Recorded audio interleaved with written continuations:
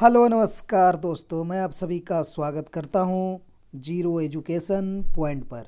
आज हम लोग जीके जीएस के टॉप 20 प्रश्न देखेंगे, पार्ट 8। ठीक, सभी प्रतियोगिता परीक्षा के लिए इम्पोर्टेंट होंगे। किस प्रकार का प्रश्न होगा आज देखिए। इंडिया नाम किस नदी से लिया गया है? कौन सा स्थान ब्रह्मा के मंदिर तथा पशुओं के मेले के लिए प्रसिद्ध है?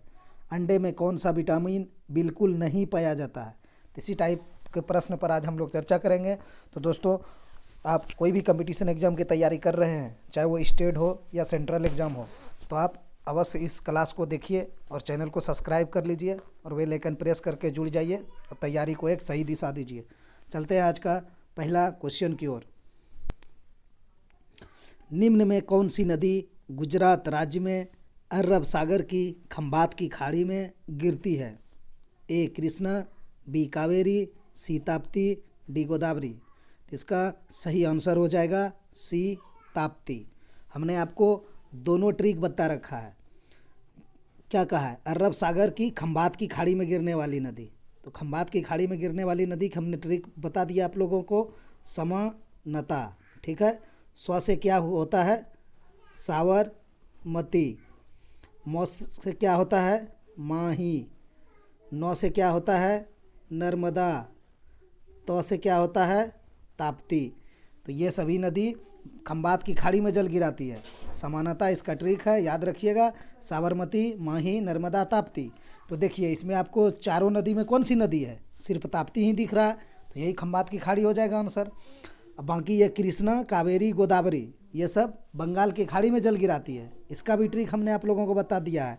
क्या?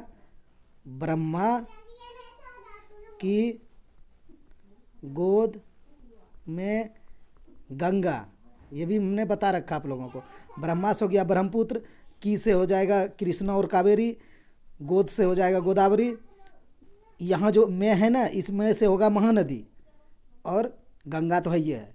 तो ब्रह्मा की गोद में गंगा जो ट्रिक है वो है बंगाल की खाड़ी में गिरने वाली नदी, और समानता जो है वो आपका खंबात की खाड़ी में गिरने वाली नदी है। तो उसमें भी मोह आता है, इसमें भी मोह आता है, लेकिन इसमें से होता है महानदी और समानता वाला मोह में माही होता है। ठीक है, तो यही इसमें डिफरेंट है, याद रखिएगा। तो इसका आंसर ऑप्शन सी हो जाएगा, ताप्ती। चलते हैं दूसरा क्वेश्चन की ओर। इंडिया नाम किस नदी से लिया गया है? कृष्णा, कावेरी, सिंधु, गंगा। तो इंडिया नाम जो लिया गया है वो सिंधु नदी से लिया गया है। ऑप्शन सी सही हो जाएगा। उस टाइम जो विदेशी लोग थे, सिंधु सभ्यता था ना, तो सिंधु को वो लोग बोलता था इंडस, यानी INDUS, इंडस बोलता था, इसीलिए उसका नाम सिंधु नदी के नाम से इंडिया हो गया। ठीक है, चलते हैं तीसरा क्वेश्चन की ओर। तीसरा क्वेश्चन है, बांग्लादेश में गंगा नदी को किस नाम से जाना जाता है? अलकनंदा, भागीरथी, हुगली, पद्मा।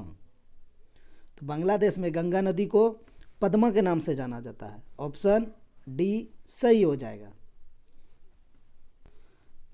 चौथा क्वेश्चन है, बच्चों का लिंग निर्धारण यानी किससे होता है? ठीक है, बच्चों का लिंग किससे निर्धारित होता है? गुणसूत्र से, माँ का रक्त समूह से, पिता का रक्त समूह से, माता पिता के RH कारक से। तो हम आप लोग को पता होना चाहिए, बच्चों का लिंग निर्धारण जो होता है वो गुणसूत्र से होता है। ऑप्शन ए सही हो जाएगा। लेकिन इसी क्वेश्चन को आपको घुमा के पूछ लिया जाएगा आपसे कि लड़का होगा कि लड़की, ये किस पर डिपेंड करता है? तो आप क्या करेंगे? पिता पर। ठीक है, वो कैसे, वो भी जान ही लीजिए। चलिए, पिता जो होता है यानी लड़का, लिखते हैं लड़का, इसमें क्या होता है? गुणसूत्र X और Y। ठीक है, और माता यानी लड़की, इसमें क्या होता है? XX। ठीक है, तो जब लड़का का X और ये लड़की वाला X, ये दोनों मिलता है तो लड़की हो जाता है। ठीक है, और जब लड़का का Y और लड़की का X, जब ये दोनों यानी Y + X हो जाएगा तब लड़का हो जाएगा। तो आप बताइए, तो Y तो यहाँ विद्यमान है लड़का में, तो वही डिसाइड करेगा लड़का या लड़की होगा। ठीक है, तो वो क्वेश्चन अगर पूछ लिया जाएगा लड़का होगा कि लड़की, किस पे निर्भर करता है, या तो फिर आप वहाँ पर लड़का लगा देंगे। क्योंकि इसमें क्या है, एक्स वाई दोनों है, एक्स है वाई भी है, लड़की में सिर्फ एक्स एक्स है। अगर एक्स एक्स मिलेगा तो लड़की होगा और एक्स वाई मिलेगा तो लड़का हो जाएगा। तो ये समझ गए। इसका क्या होता है पूरा देखिए, लड़का में होता है 22 जोड़ा प्लस एक्स वाई, ठीक, बड़ी में लिखना चाहिए, प्लस एक्स वाई, और लड़की में क्या होता है 22 जोड़ा प्लस एक्स एक्स, ठीक है। ये सभी को इतना सा जानना चाहिए। चलते हैं 5वां क्वेश्चन की ओर। तो यहाँ पर यही निष्कर्ष निकला कि लड़का होगा कि लड़की, ये पिता का ही गुणसूत्र से डिसाइड होता है, समझ गए, लड़की से यानी माता से नहीं। चलते हैं 5वां क्वेश्चन की ओर।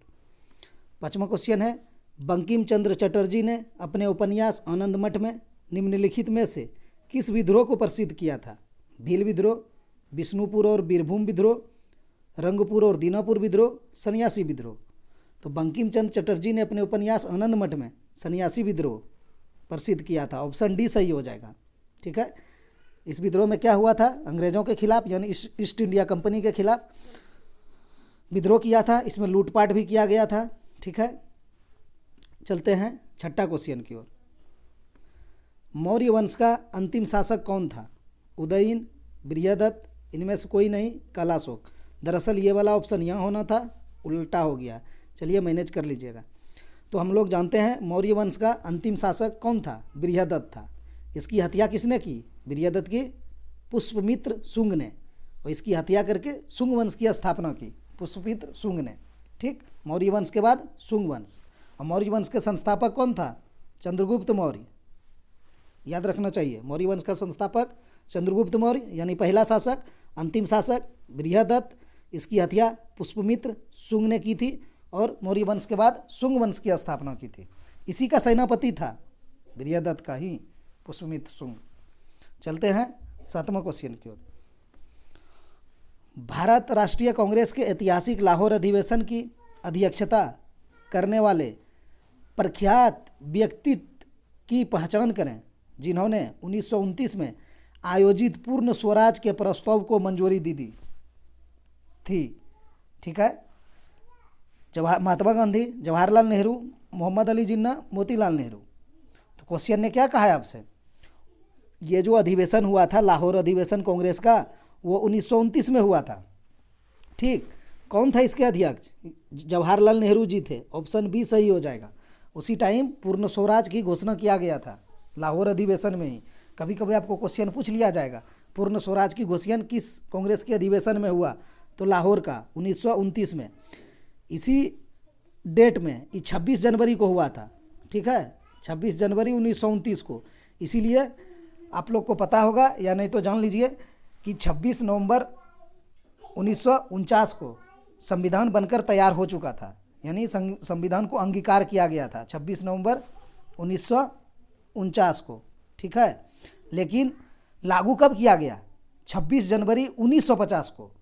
यही जो डेट है ना 26 जनवरी, इसी के लेकर रुका हुआ था कि हम लोगों ने जो पूर्ण स्वराज की ये किया था, मनाया था, यानी 1929 में 26 जनवरी को पूर्ण स्वराज की घोषणा की थी। उसी के वजह से 26 नवंबर 1949 को अंगीकार किया गया था, ये बन चुका था, लेकिन लागू 26 जनवरी 1950 को किया गया। हम गणतंत्र हुए 26 जनवरी 1950 को। तो यही रीज़न था, इतना सा जानना जरूरी है, ठीक है। चलते हैं 7वां क्वेश्चन की ओर। 8वां क्वेश्चन क्या है? सहारा रेगिस्तान निम्नलिखित में से किस देश महाद्वीप में यानी महादेश में कहाँ स्थित है, ठीक है। इसका आंसर क्या होगा? दक्षिण अमेरिका, चीन, उत्तरी अमेरिका, अफ्रीका। सीधा सी जानिए, सहारा रेगिस्तान कहाँ है, कौन से महादेश में? तो अफ्रीका हो जाएगा। ऑप्शन डी सही हो जाएगा। 9वां क्वेश्चन है, एक भारत श्रेष्ठ भारत किसकी जयंती पर घोषित किया गया था? भगत सिंह, महात्मा गांधी, सरदार वल्लभ भाई पटेल, लाल बहादुर शास्त्री। तो एक भारत श्रेष्ठ भारत लाल बहादुर शास्त्री जी की जयंती पर घोषित किया गया था, ठीक है। इसकी जयंती कब होता है? 31 OCT यानी 31 अक्टूबर को। ये कब घोषित किया था? एक भारत श्रेष्ठ भारत 2015 को, याद रखना चाहिए इतना सा डेट, ठीक है। इसकी जयंती 31 अक्टूबर को मनाया जाता है। चलते हैं 10वां क्वेश्चन की ओर।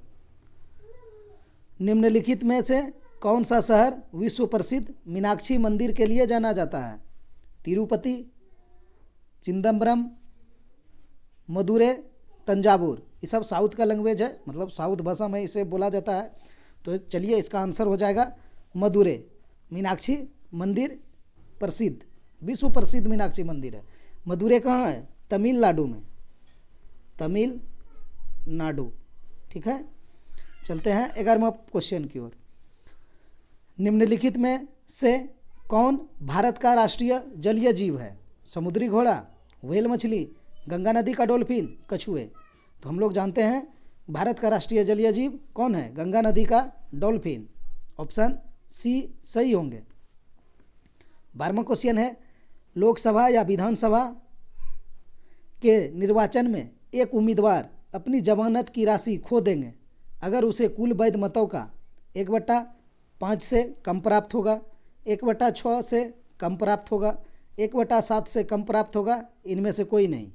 तो जमानत राशि जो जमा कराया जाता है निर्वाचन आयोग के द्वारा, आप लोकसभा या विधानसभा आप चुनाव लड़ेंगे, नॉमिनेशन आप डालेंगे, तो क्या होगा? आपसे जमानत राशि जमा कराई जाती है, तो वो आप खो देंगे। यानी प्रचार में नहीं कहता कि अब की बार जमानत जब्त हो जाएगा, तो यही भाषा का यूज किया जाता है, वही चीज़ है।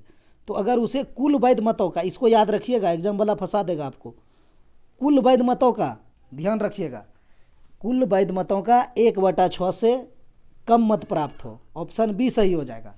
जितना वैध मत हुआ उसका 1/6 निकाल लीजिए, उससे अगर आपको कम मत प्राप्त हुआ तो आपने जो जमानत राशि जमा की है निर्वाचन आयोग के पास वो आपकी जब्त हो जाएगी। इसी को बोला जाता है जमानत जब्त हो गया। चलते हैं 13वां क्वेश्चन की ओर।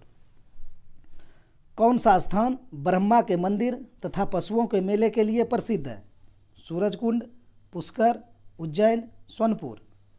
तो इसका आंसर क्या होगा? पुष्कर। ये कहाँ है? राजस्थान में लगता है मेला। ठीक है, इसको याद रखिएगा, इम्पोर्टेंट है। ब्रह्मा के मंदिर तथा पशुओं के मेले, इसमें दोनों जोड़ दिया है। कोई सोनपुर मत मार दीजिएगा मिस्टेक से। हम लोग जानते हैं कि एशिया का सबसे बड़ा मेला है सोनपुर, जो बिहार में लगता है। ठीक है, ये सबसे बड़ा मेला है एशिया का, एशिया का। ठीक है, सबसे बड़ा मेला है, बिहार में लगता है। इसे हरिहर क्षेत्र का मेला भी कहा जाता है। ठीक है, याद रखिएगा, हर क्षेत्र का मेला भी बोला जाता है सोनपुर मेला को। और ये सूरज कुंड कहाँ है आपका? हरियाणा में, यहाँ लगता है। ठीक है, और उज्जैन तो जानते हैं मध्य प्रदेश में है। तो यहाँ ब्रह्मा के मंदिर तथा पशुओं के मेले के लिए प्रसिद्ध है, तो पुष्कर हो जाएगा। Option B Rajasthan. चलते हैं 14वां क्वेश्चन की ओर। भारत में सर्वोच्च न्यायालय और उच्च न्यायालय के न्यायाधीशों की नियुक्ति कौन करता है? भारत के मुख्य न्यायाधीश, राष्ट्रपति, कानून मंत्री, प्रधानमंत्री। तो भारत में सर्वोच्च न्यायालय और उच्च न्यायालय के न्यायाधीशों की नियुक्ति राष्ट्रपति के द्वारा। ऑप्शन बी सही हो जाएगा। 15वां क्वेश्चन है, बिंबिसार किस राजवंश का शासक था? मौर्य राजवंश, शिशुनाग राजवंश, हर्यक राजवंश, नंद राजवंश। तो लैंग्वेज में यानी भाषा से पूछ लिया क्वेश्चन को, डायरेक्ट आपको पूछ लिया जाएगा कि हर्यक वंश का संस्थापक कौन है? तो ऑप्शन सी ही हो जाएगा। बिंबिसार किस राजवंश का शासक था? तो ऑप्शन सी हर्यक राजवंश का। ठीक है, चलते हैं 16वां क्वेश्चन की ओर। निम्न में से कौन सा देश दक्षिण एशियाई क्षेत्रीय सहयोग संघ यानी सार्क का सदस्य नहीं है? मॉरिशस, अफगानिस्तान, श्रीलंका, मालदीव। तो भारत का जितना भी पड़ोसी आसपास के हैं वो सब दक्षिण एशियाई क्षेत्रीय सहयोग संघ यानी सार्क में आते हैं। तो अफगानिस्तान तो ही है, मालदीव भी है, श्रीलंका भी है, मॉरिशस नहीं है। रहेगा भी क्यों? मॉरिशस तो यहाँ पर नहीं है। South Asian association regional cooperation, इसका इंग्लिश में भी फुल फॉर्म जान लीजिए। एस से होता है साउथ, ए से एशियन, फिर दूसरा ए से एसोसिएशन, आर से रीजनल, सी से कोऑपरेशन। ठीक है, एस से हो गया साउथ यानी दक्षिण, इस ए से हो गया एशियाई एशियन, दूसरा ए से हो जाएगा एसोसिएशन। ठीक है, आपका आर से रीजनल यानी रीजनल मतलब क्षेत्रीय होता है। ठीक है, और सी से कोऑपरेशन हो जाएगा। एसोसिएशन पूरा इसका नाम हो जाएगा south Asian association for regional cooperation. For लगाना मत भूलिएगा, आपको कभी कभी पूछ लिया जाएगा फुल फॉर्म, तो फॉर लगाइएगा। कहाँ पर?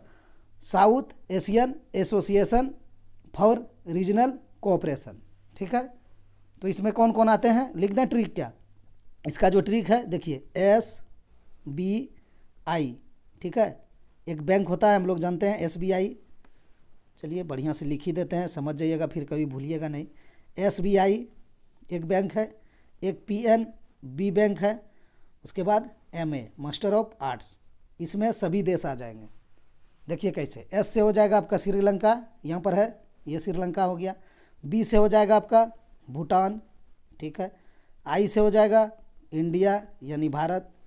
इस P से हो जाएगा पाकिस्तान। N से हो जाएगा नेपाल। ठीक है, B से हो जाएगा बांग्लादेश। एक B से होगा भूटान, एक B से बांग्लादेश, और M से क्या होगा?